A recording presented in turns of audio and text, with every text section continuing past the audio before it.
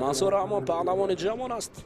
رفتن و مبارزه کردن با یکی از بله یکی از پهلوانان نامدار مخصوصا قهرمان افریقا و رقم 3 استادان ورزش برای این پهلوان جوان تاجیک یک بسیار مکتب بزرگ است.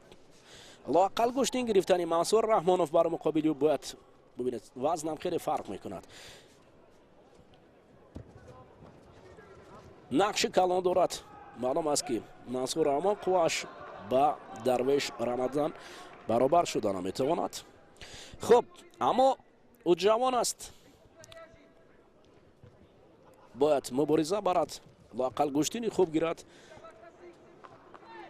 و رفتن به گرند سلم این یک قدمی بسیار استواری او را نشان میدهد. منصور رحمان پهلوان است که حدودی 18-19 سال عمر دارد. رقیب در مسابقات جهانی مخصوصا میان ستاره های گشتین جدای 2018 با نشان برنجی سرفراز شده است. این پهلوان مصری در قهرمانی جهانی باکو 2018 در رقم 5 بود. درویش رمضان. اما با گفت مخلصان ما حرکت کرد، باید با وجود این حرکت کرد، حرکت هایی که راستا باشد در تاچی و ازا. منصور رحمان جوان است، فهمیدن او را ممکن است.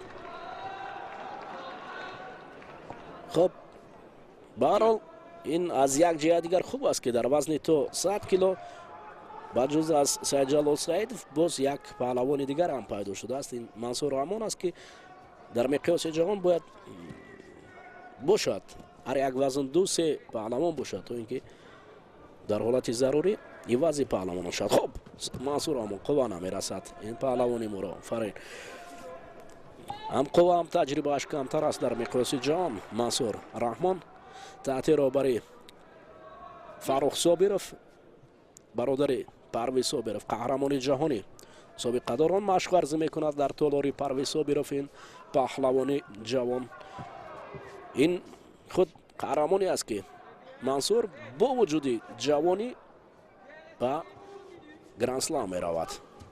اوه شیدا منصور جان دستش حملت برداشت. ببینید در برابر قوا پهلوانان تجربه دار برای گوشتین گرفتن بسیار مشکل است.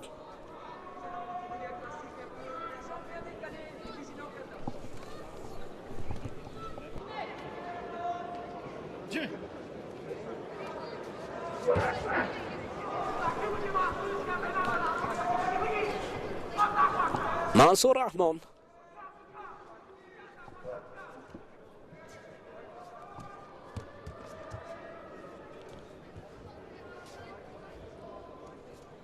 حالا میخواهد که او چی منطقه به کار برد.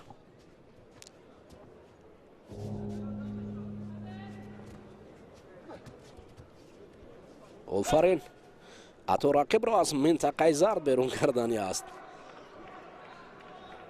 انگشت داخل میکند.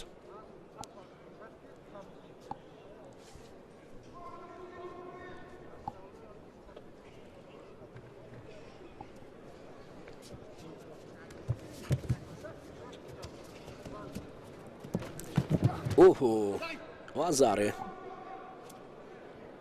درویش رمضان رو نشان میدهند.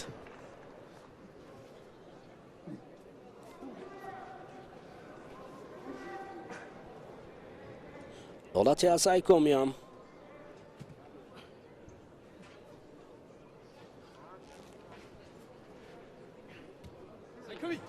سعی کمی